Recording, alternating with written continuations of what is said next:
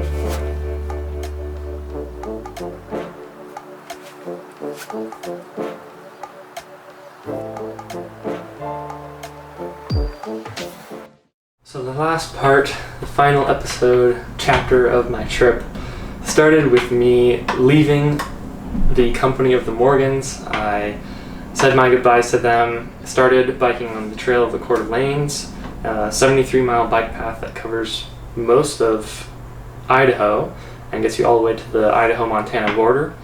Great ride, probably simultaneously some of the best riding I've ever done and some of the worst, because after the Trail of the Coeur d'Alenes I started riding on another bike path that was dirt roads, rocky, and kind of time got away from me somehow, and I had everything mapped on my phone using Google Maps, and Google Maps has been great at times and it's been a disaster at times, and today was one of those times.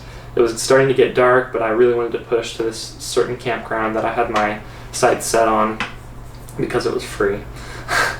And so I get to this intersection that's already dark. I get to this intersection where I was on a frontage road and I was supposed to turn and go to a bike path, and I look left, I look right, there's no bike path. I was like, Google, what are you doing to me here?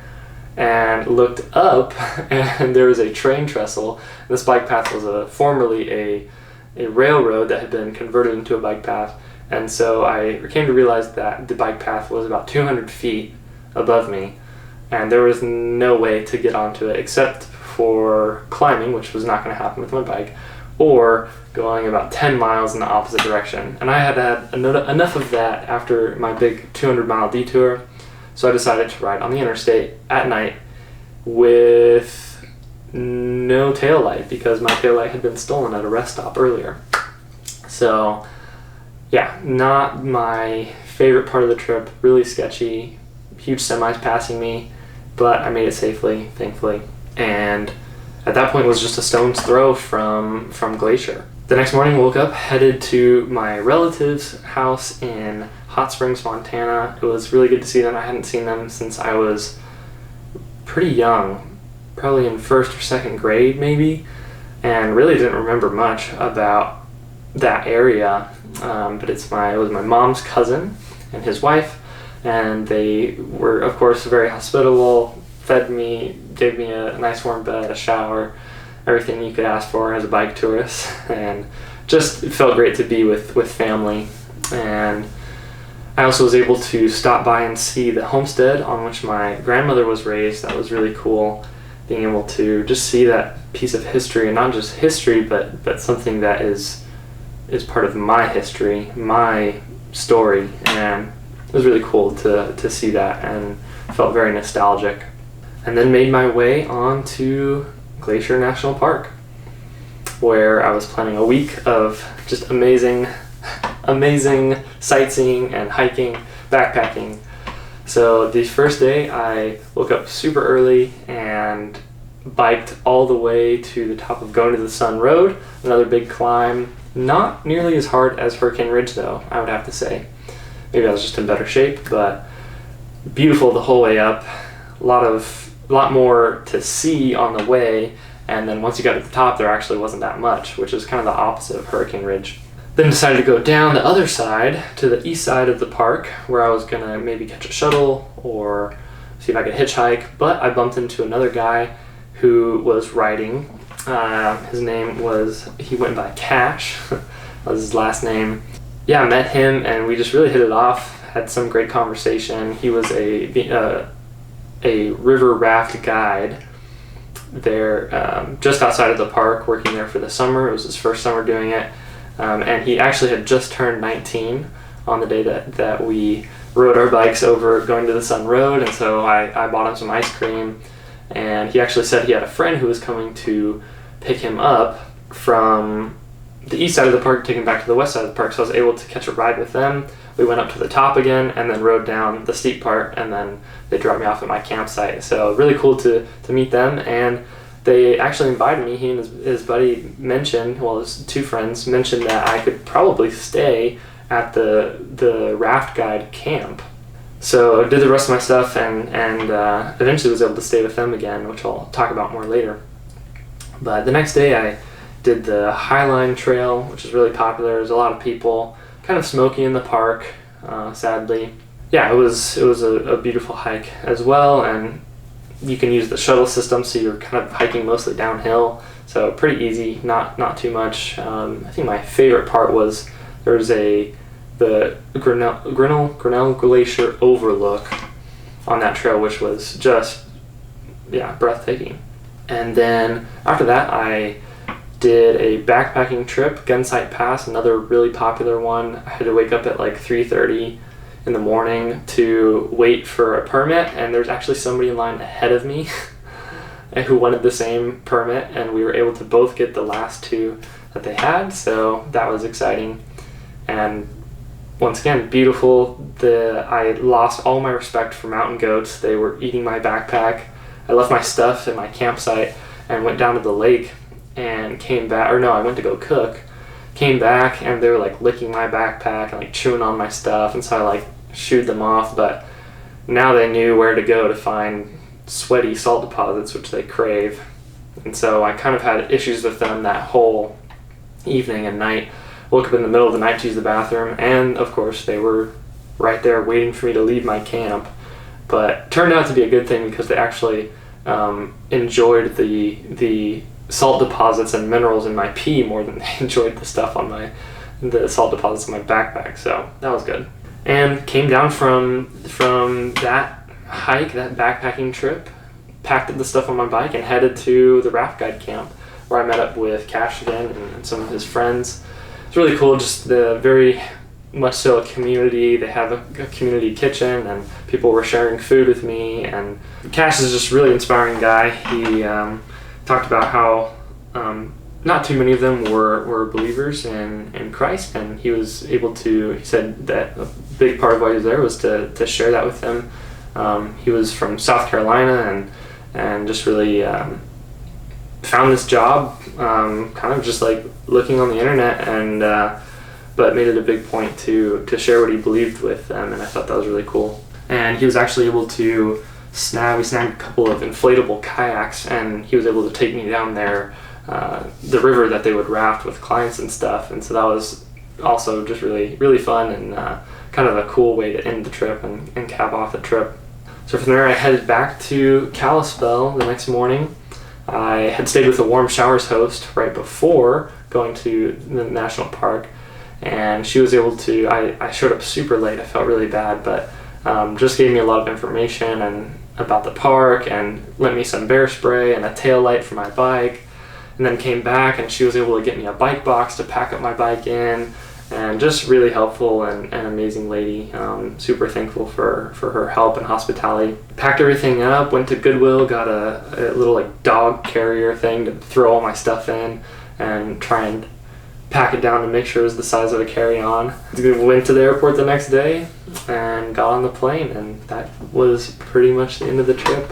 So to kind of conclude and just recap, give you a overall how I felt about this experience, I've been telling people that I kind of break up all of my memories into two groups: beautiful places that I saw and the beautiful people that I met. And both of them will be things that will stick with me for the rest of my life. And spending 2 months on a bike, doing 2,200 miles was the final tally. Got me in the best shape of my life. I saw places that I would never see, things that I would never see in a car or on foot. It's just such a unique way to travel, and surely something I want to do again. Then of course the people, just amazing connections. All of the Warm Showers hosts who helped us out, the family friends who I gave like a day or two notice, and they're like, yeah, you should come stay with us, providing us with food, and just so much hospitality was received on this trip. I think I can speak for both Josh and I when I say that we're just so thankful and blessed to have encountered each person that we met along the way.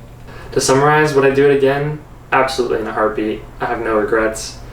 It was worth the difficult days. It was worth the constant feeling of sweatiness and grossness. It was worth the hunger.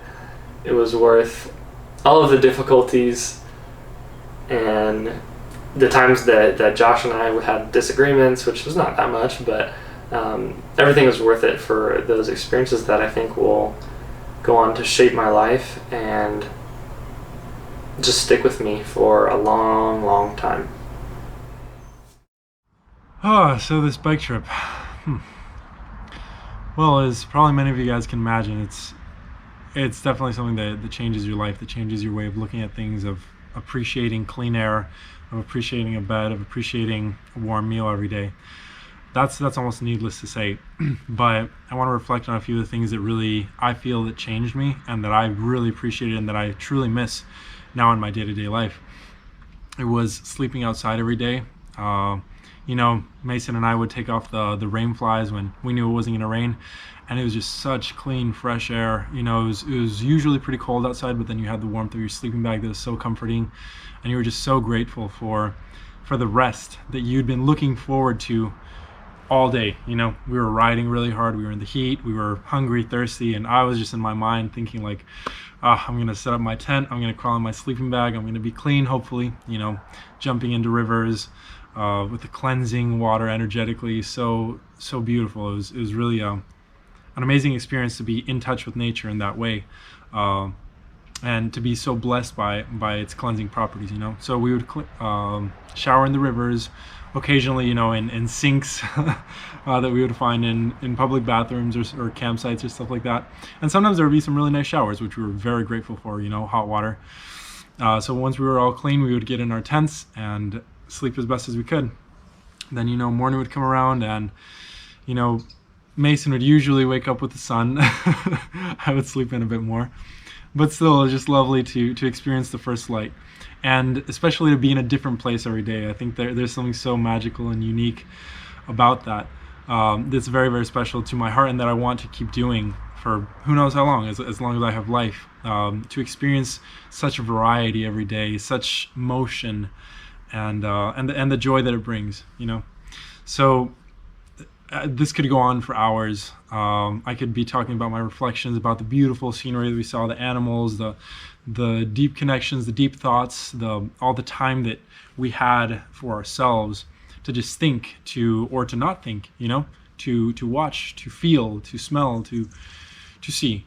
But to keep things a bit shorter, because I know there's a time limit, I just want to reflect on how grateful I was to be able to do this, and to have had the courage, and to have someone like Mason that was by my side, that really, you know, gave me strength when I needed it, encouraged me when I was discouraged.